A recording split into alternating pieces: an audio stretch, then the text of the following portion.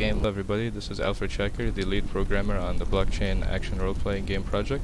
This project is made in Unity and is basically a survival game where you are dropped into this area here and you have to survive an onslaught of enemies that show up in waves. So right now we're at wave 1 and there aren't a lot of enemies, but they will start walking towards the player and we have to kill them. So we have melee attacks, we have some range attacks that we can use. We just use them close range, and we killed an enemy here and he drops an item.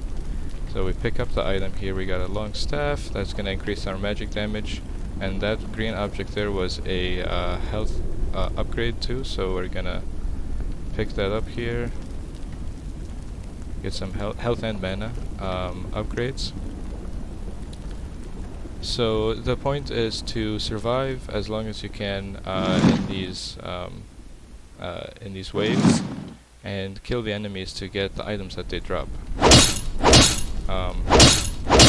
And the longer you survive, you'll get to certain milestones. And at wave 5, the Chainlink API is used to generate a verifiable token, a verifiable random token that is an NFT token, and that is possible to be acquired by a player when we get to wave 5.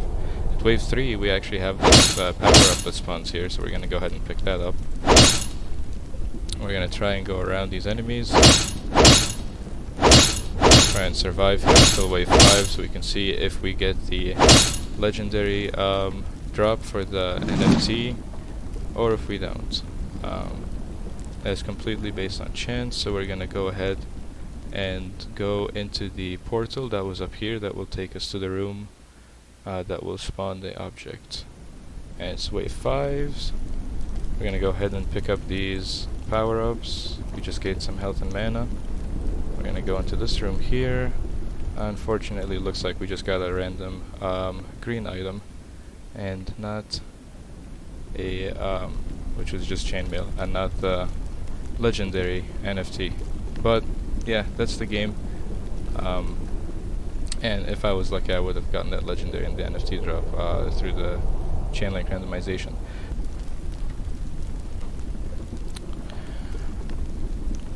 So for this game, at the beginning of the tournament week, the players would stake into the Matic liquidity pool, and the more players that stake, of course, the higher value that pool becomes. And at the end, the player who has the highest score will be the one who wins the tournament and gets the profits from the liquidity pool.